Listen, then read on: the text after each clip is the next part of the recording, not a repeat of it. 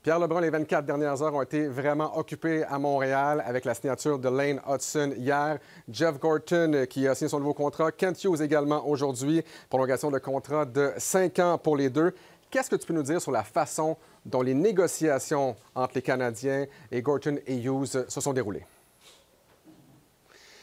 Bien, écoute, je peux te dire une chose. Je pense qu'ils se sont déroulés pas mal vite de ce que j'entends. Je pense que Kent Hughes voulait rester, Jeff Molson voulait garder Kent Hughes et Jeff Gorton. Puis ça n'a pas été des longues négociations de ce que j'entends. Écoute, Kent Hughes, à son cas, je crois pas qu'il a essayé de faire une grosse hausse de salaire pour être parmi les meilleurs payés DG de la Ligue nationale. Je pense que signer 5 ans, c'était bien plus important pour lui. Le nombre d'années que d'aller chercher un des gros salaires de la Ligue nationale, malgré son travail qui est assez impressionnant jusqu'à maintenant depuis qu'il est arrivé à Montréal. Moi, qu'est-ce qui m'intéresse, c'est vraiment la signature de Jeff Gorton, Alex, parce qu'on le sait qu'il y a d'autres organisations qui ont voulu lui parler dans les dernières années. On se rappelle les Blue Jackets il y a quelques années qui espéraient lui parler. La réponse a été non de Jeff Molson. Il y a aussi les Islanders au mois de mai dernier. Après le congédiement de Lou Lamoriello, les Islanders qui auraient voulu parler à Jeff Gorton. Et la réponse, encore une fois, du propriétaire Jeff Molson, poliment, aux Islanders, a été non. Je veux garder Jeff Gorton. Mais il faut quand même que Jeff Gorton veut signer à long terme. Et puis c'est ça qui est intéressant pour moi. Puis quand je parle à d'autres équipes alentour de la Ligue aujourd'hui, c'est que Jeff Gorton a décidé, lui, de rester parce que c'est sûr qu'il aurait pu aller prendre une bonne job aussi quelque part d'autre. Il est américain, etc. Mais je pense que ce qui est arrivé ici, Alex, c'est qu'on se rappelle que lorsque Jeff Gorton a été congédié par les Rangers de New York, ça a surpris bien des gens parce qu'il avait commencé à rebâtir les Rangers. C'était excitant à New York, puis peut-être que c'était pas que tout a été parfaitement, mais il y avait quand même beaucoup de gens qui ont été surpris quand il a été congédié. Puis moi, je pense que ce qui est arrivé ici, c'est que Jeff Gorton veut être capable de voir les fruits d'un rebâtissage jusqu'à la fin. Puis il n'a pas eu chance là que les Rangers de New York. C'est vraiment ça, je pense, qui était au sein de la décision de Jeff Gorton de signer à long terme avec le Canadien. C'est qu'il veut tout voir jusqu'à la fin, qu'est-ce qui a commencé avec Kent Hughes. Bien justement, ce que j'aime beaucoup, Pierre, c'est que du côté des Canadiens de Montréal, nos dirigeants sont signés à long terme, incluant Martin Saint-Louis jusqu'à la fin de la saison 2026-2027. Et le noyau de joueurs aussi est signé à long terme, le plus récent évidemment avec Lane Hutson hier. C'est drôle, Pierre, parce que je me souviens, la semaine passée, tu m'as dit les Canadiens ne sont pas nécessairement pressés de mettre sous contrat Lane Hutson. Ça peut arriver, on ne sait pas exactement quand. Et là, soudainement, hier, donc lundi, action de grâce, signature de contrat pour Lane Hutson. Qu'est-ce qui s'est passé dans ce dossier-là au cours des derniers jours pour justement venir à ce contrat-là? Bien, écoute, c'est absolument un fait que la semaine passée, il y a eu un petit repos entre les deux côtés après que le côté de Lane Hutson avait dit non à l'offre du Canadien il y a quelques semaines. Bon.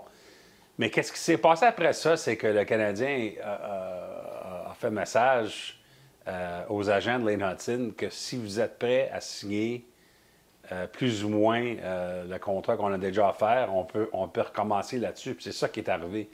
Mais pourquoi que c'est arrivé? Parce qu'on sait que sur le côté d'Hutson, les agents, de ce qu'on apprend, voulaient 6 ans, voulaient 9 millions, plus que 9 millions. Qu'est-ce qui a changé? Qu'est-ce qui a changé? C'est Lane Hutson. C'est le joueur qui s'est impliqué finalement. Puis qu'est-ce que je peux te dire, c'est que il y a eu un appel vendredi soir lorsque la direction de l'équipe était à Chicago. Et puis le joueur était sur l'appel, les agents, ainsi que Kent Hughes et Jeff Gorton. Puis c'était une chance pour tout le monde là, de comme refaire le coup. Là. Surtout que la présence de Lane Hutson sur cet appel a vraiment eu un impact très positif sur le déroulement des choses. Alors finalement, après cet appel-là, samedi, les négociations ils ont été, ça a commencé à aller très bien. Et finalement, ça a été conclu dimanche et annoncé lundi. Mais c'est vraiment la décision du jeune joueur qui a tout changé parce que le Canadien n'était pas pour bouger, les autres. Il n'était pas pour avoir un salaire de plus que 9 millions pour Lane Hutson. Le Canadien était pour rester là-dessus. Alors, c'est vraiment la décision du joueur de peut-être en prendre moins que ce que le marché aura pu lui donner. En général, évidemment, il n'était pas joueur autonome sans compensation, mais je veux dire, on voit les autres contrats qui se font signer à l'entour de la Ligue. mais c'est le joueur du Canadien qui a compris qu'est-ce que Ken Hughes et Jeff Gordon essayaient de vendre, c'est qu'on a une culture à Montréal, tout le monde en prend un peu moins pour bâtir une équipe qui pourrait peut-être avoir du succès à long terme. Lorsque Lane Hutson a accepté cette vision, et évidemment accepté moins de 9 millions par année, ça a tout changé, cette négociation. Bon, maintenant que le cas de Lane Hutson est réglé, on peut descendre la liste d'épicerie de Gorton et Hughes. Le prochain pourrait bien être Mike Matheson, va devenir joueur autonome sans compensation au terme de la prochaine saison. Un des défenseurs les plus utilisés de la Ligue nationale de hockey, 25 minutes l'an dernier en 2024-2025, donc 7e défenseur le plus utilisé de la Ligue. Qu'est-ce que tu vois dans le cas de Mike Matheson? Quelle va être peut-être l'approche des Canadiens? Bien, écoute, il y avait eu des conversations entre la direction du Canadien, de ce que je comprends, et l'agent de Mike Matheson, Philippe Lecavalier, durant l'été, mais ça a comme été mis de côté parce qu'évidemment, le Canadien, premièrement, a fait un échange pour Noah Dobson.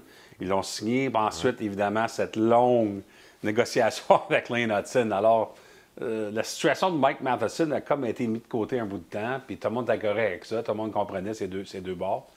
Mais là, je pense que ça va être une priorité pour le Canadien de vouloir recommencer cette conversation avec Mike Matheson et son agent, Phil Lecavalier. Puis ça va être intéressant parce que je pense que Mike Matheson, évidemment, qui vient de Pointe-Claire, veut rester à Montréal, absolument. Et puis le Canadien veut le signer. Bon, dans ces deux faits-là, il faut trouver une situation qui fonctionne pour les deux côtés. Parce que Mike Matheson a 31 ans. Je pense pas qu'il va vouloir signer à court terme. Il ne devra pas non plus. Il est encore au sommet de sa carrière. Alors, combien d'années qui fait du sens dans un nouveau contrat de Mike Matheson? Est-ce que c'est 4 ans? Est-ce que c'est 5 ans? Et de l'autre côté de ça, c'est quoi le salaire? Parce que c'est absolument un fait que Mike Matheson pourrait faire plus d'argent le 1er juillet sur le marché ouvert, avec plusieurs équipes qui s'asseyent sur lui, qu'un salaire qui sera acceptable à Montréal dans cette culture de plafond salarial, encore une fois. Alors, il n'y a rien de garanti que ça va se faire, mais c'est juste une garantie que les conversations vont se reprendre bientôt, je pense, entre Mike Matheson, son agent, et la direction du Canadien. Encore une fois, Pierre, ce que j'aime, justement, on parlait de Lane Hutson qui accepte peut-être un peu moins d'argent qu'il aurait pu avoir. Quand tu as des gars comme ça qui acceptent moins d'argent, puis je comprends que Hutson, Matheson ne sont vraiment pas dans la même situation, mais si un Lane Hutson peut accepter, peut voir la vision des Canadiens, peut voir ce plan-là, peut-être que Mike Matheson aussi va peut-être demander moins de sous pour pouvoir demeurer à Montréal. J'ai vraiment hâte de voir comment ça va se terminer dans ce dossier-là. Zach Bolduc, maintenant, bon, évidemment, pas dans la même situation que Mike Matheson, mais connaît vraiment un excellent début de saison. 4 points, dont 3 buts. Honnêtement, presque 4 en 3 matchs. Qu'est-ce que tu es en mesure de nous dire sur les négociations de Zach Bolduc, qui n'aura pas le droit à l'arbitrage? On sait donc peut-être avoir un pouvoir de négociation un peu moindre. On sait qu'il va être joueur autonome sans compensation au terme de la prochaine saison, mais qu'est-ce que tu vois dans son cas? Ouais, je ne crois pas que les Canadiens ont commencé là-dessus encore. Écoute, je pense que c'est important quand même de voir comment le début de saison de Bolduc était pour se faire. Une nouvelle équipe, une nouvelle situation. Je pense que tout le monde là-dedans voulait voir comment que le début de la saison était pour se dérouler. Il n'y a vraiment pas de presse sur ce dossier-là. Je pense que les Canadiens vont vouloir garder ça avant la fin de la saison, oui. Mais parce que c'est un joueur qui déjà est assez important à la formation du Canadien. Le Canadien va vouloir, je pense, essayer de le signer avant qu'on s'arrive à l'été. Mais il n'y a rien de garanti là-dedans. Mais je pense que ce qui est important, c'est que le Canadien voulait voir comment le début de la saison était pour se dérouler, puis ensuite peut-être commencer des pourparlers avec Bolduc, son agent. Pierre, le Kraken de Seattle qui est en ville au Centre Bell pour le match d'ouverture local des Canadiens de Montréal. On tente de revenir en série pour la première fois depuis 2023 à Seattle. Lane Lambert a remplacé Dan Bylsma à la tête de cette équipe-là au mois de mai. La pression pour connaître un bon début de saison est là. Ça commence bien avec 2 victoires, mais ça va devoir se poursuivre aussi. Bien, écoute, Alex, je dois dire quelque chose. Je pense pas que les partisans et même les médias, d'ailleurs, qui ne sont pas basés à Seattle, comprennent la pression qu'on a dans ce marché-là à faire les séries.